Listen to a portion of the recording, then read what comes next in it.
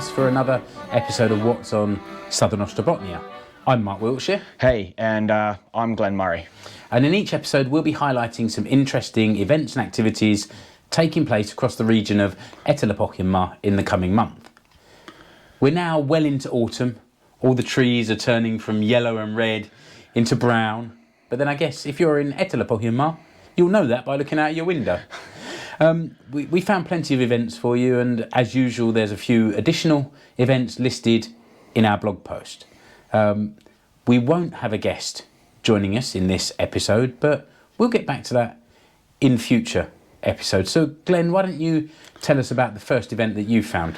Yeah, so this event here is held it's the Asfalti JM at Botnia Airing. It's a car racing event, and it's obviously in the Botnia Airing racing circuit in Jurva. So the dates for that will be held the Saturday the 20th of the 10th, 2021. What kind of racing is this? Well, it's kind of like jokis, joka miehet, joka, or jokis for it's Finnish folk racing.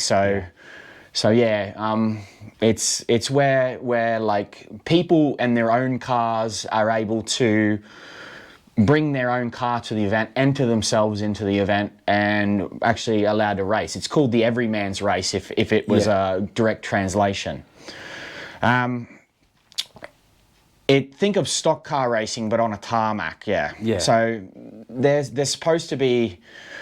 not supposed to crash, but sometimes they do because it's not really professional racing. If you've ever seen a jokis, a car, they're pretty beaten up usually. They look like destruction derby cars rather than stock racing cars. That's true. But yeah,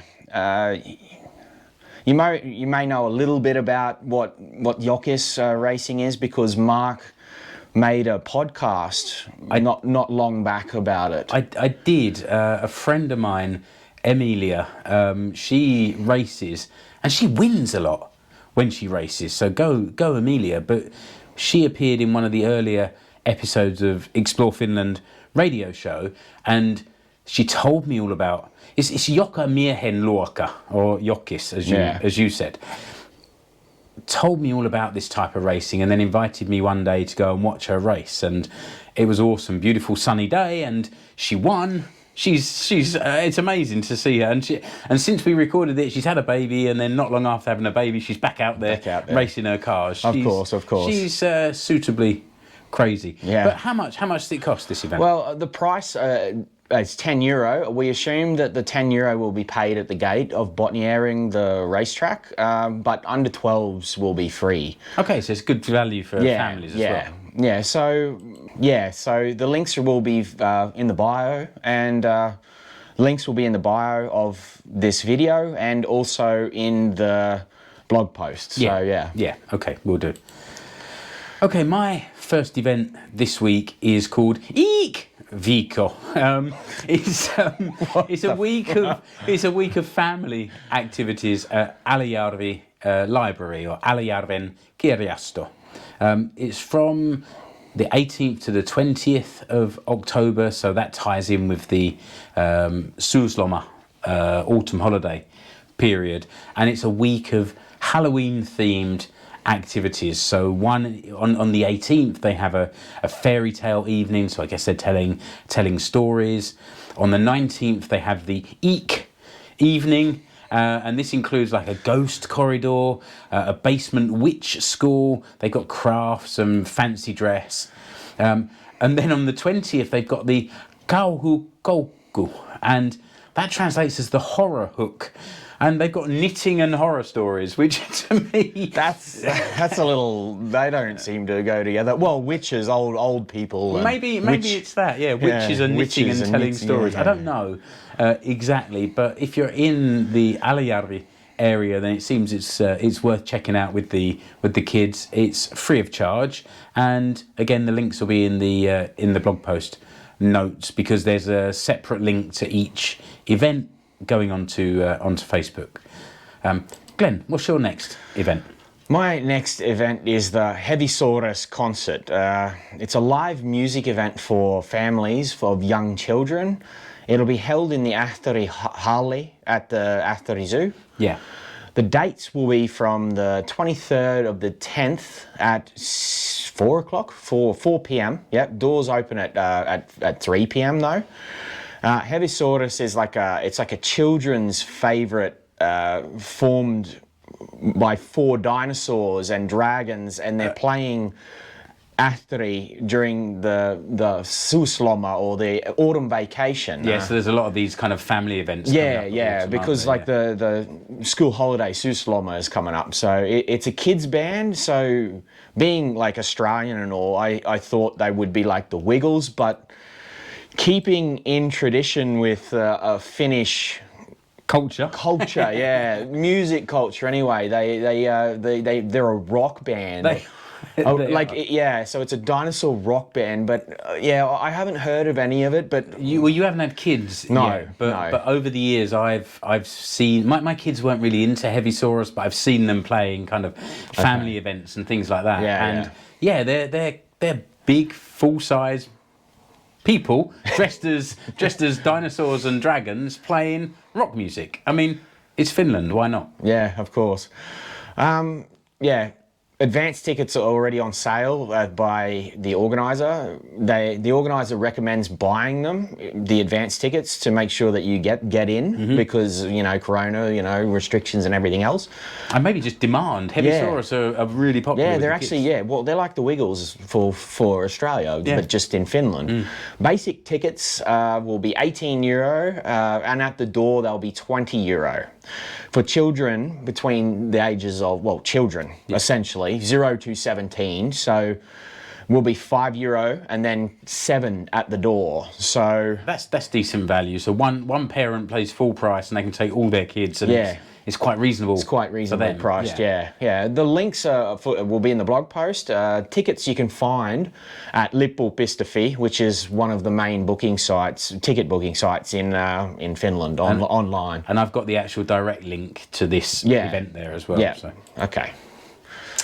Okay, thanks, Glenn. As I said before, we don't have a guest joining us for this show, but we'll be sure to invite someone for the next episode.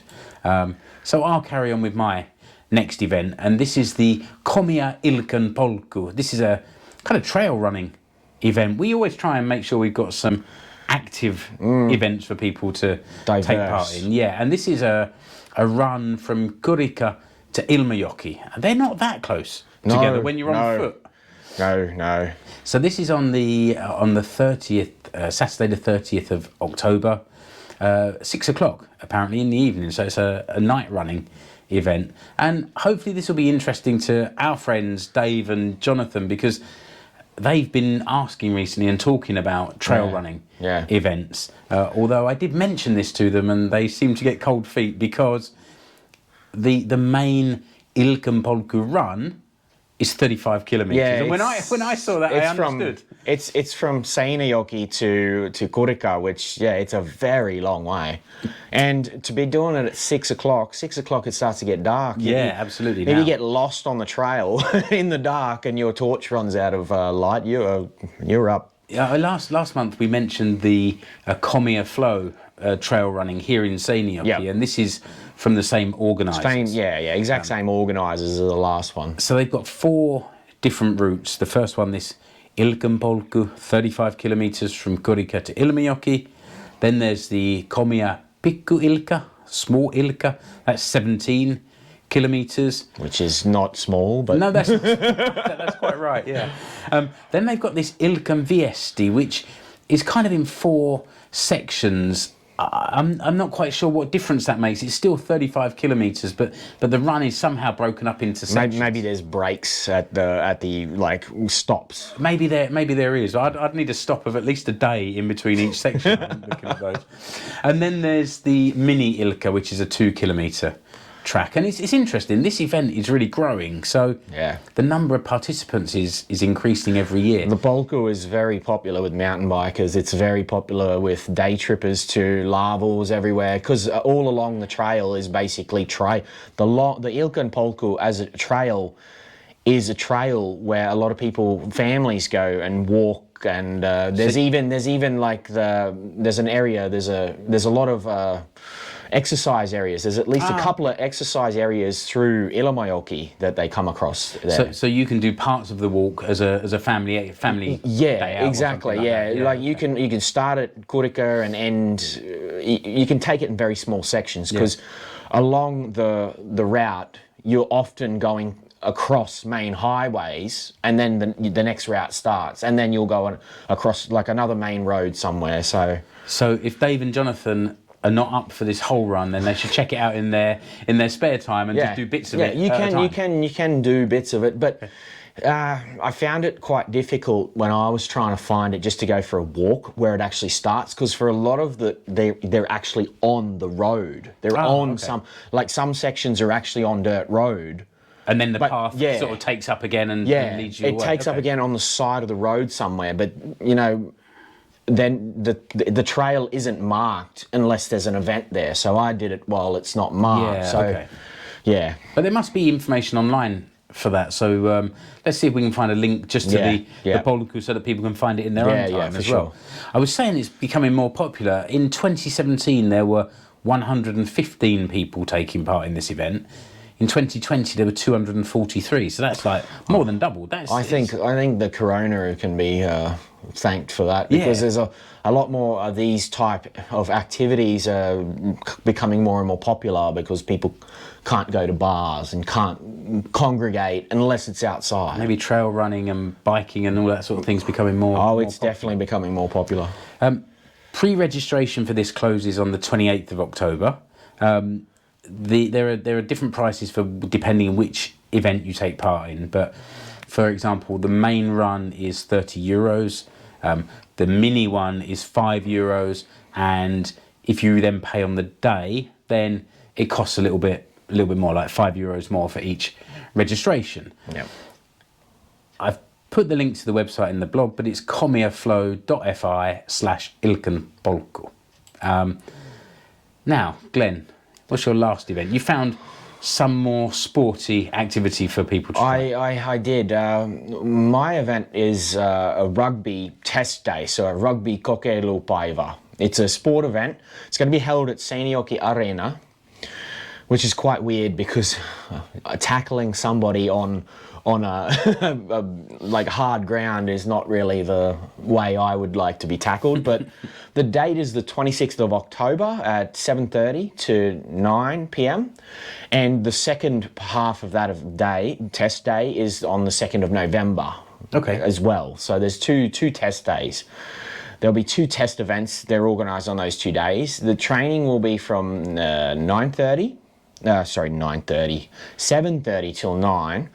And to which everyone's welcome to participate. And this is Seinäjoki Rugby Club, isn't it? It is. It's rugby union. Yeah, and I took my stepson to try rugby maybe a year and a half ago. Yeah. And they really made him welcome. So if any of you are kind of slightly unsure, is this for you? Is it going to be too tough? Are these big rugby guys going to be too scary? They're not. They're lovely guys, and they're very encouraging as well. They want more people to learn the game. I think they're just trying to spread the message of the game a little more than scare people about tackling, because this event is just a test event. So, you know, the training will be happening at B Hall in the arena. The entrance is via the parking lot near Frami D, I believe. Yeah. The program starts with like ball handling and getting to know the mechanisms of the game. different positions. Everyone will definitely get a position. Everyone will, regardless of physicality, everybody will be included, like Mark mentioned before. And again, my stepson, he's not big. He's quite tall, but he's very thin. And now there's a space and fast. Yeah. So there's a place in a rugby team for every sort of shape and size. Yeah. And at the end of it, the testing and passing drills and everything like that, they'll be playing touch rugby. So it's basically taking the rugby league or rugby union game that we play in Australia and New Zealand and all that areas down in down under there, and they're going to play touch rugby. So they play rugby, but it's just touch. So it's like non-contact. So you don't have to worry about being tackled to the ground indoors. No, it's safe to play. No, because this isn't about tackling drills, because tackling needs to be done in an outside environment on ground that isn't hard cemented ground, because if you get tackled and hit to the ground, that's I wouldn't like that. That's not a really safe way to play. So because winter is upon us, we have to play inside a hall so that the trainings. So a lot of it will be touch rugby in an indoor environment, so there can't be any contacts. So what do people need? Any specialist equipment? Well, you got to make sure that when you come, you bring your indoor exercise equipment, like shoes. Obviously, you can play in bare feet, but it's kind of that's like a fubar kind of thing in Finland. You bring your indoor shoes. Make sure you bring a drink bottle, and make sure you bring a bunch of friends, because this is, if you've ever wanted to see what rugby is like and see what it is like, I know you all know what American football is, but rugby league and union is more of a British Australian, Commonwealth game, and there's only very few countries in the world that play it. So if you've ever been interested in learning what it is, you should come and check it out, because it is a free event. And actually, this isn't deliberate, but this week we seem to have a lot of events that I've covered in my podcast. And I interviewed James and Olli-Pekka from Seinäjoki Rugby a few years ago about the club. And also about this snow rugby event, which comes up in February every year. So check that out and see what that's all about. Yeah, they're two nice guys, so they'll we know them quite well, and they're very nice people. Let's move from participation sport to spectator sport, and I wanted to talk about the start of the Salibandy season with SPV. Asperger, the Seinäjoki Salibandy club. They play their games in Seinäjoki Sports Hall, which is at the same place as the swimming hall. They've got a couple of games coming up on the 23rd and the 24th of October. So most of the summer sports seasons have now finished or are drawing to a close. There's only a few football matches left here, but the winter sports are now in full swing, and the Salibandy season started a few weeks ago. If you're wondering what is Salibandy, you may know it as floorball or unihock. They seem to be other words for the same game. Asperger or Seinäjoen Peliveljät are one of Finland's better professional teams and have qualified for European competition in recent years. And they've got these two home games coming up. And it's quite something when you see them playing on the 23rd of October at home to Tikerit, and then they're playing at home on the 24th to the Indians. So other sports, you have a little bit of a breather in between games, but in Salibandy they seem to go full steam from one into the next. And this is another one that I've covered on my podcast, all about the game itself, what is the game, and then a little bit about the history of Asperger as a club. Again, links in the blog post. Tickets for this can be bought from the Asperger website. Again, there's a link there for you. Prices are 14 to 16 euros. Yeah. So that's all for this episode. Thank you for joining us. Please press the subscribe button wherever you found us. Remember, as Mark said earlier, there are more events listed in the blog post for this episode. You'll find the link to the blog post in the podcast and the video description below. That's right. Plus, we've got all the details for the events that we've discussed today. The easiest place to find myself and Glenn is NordicExplorerProductions.com, where we have the links to our previous episodes and also to our social media profiles. That said, you can find me, Mark Wiltshire, or Explore Finland on Facebook or Instagram. And Glenn? You'll find me, The Nordic Tourist, on Instagram and YouTube. Yeah, and we'd love to hear your thoughts about the show, and we'd also love to hear about any events you've got coming up in Southern Ostrobothnia. So reach out to us via the website or via social media. But that's it until the next episode. So to all you eteläpohjalaiset, moro! Heippa!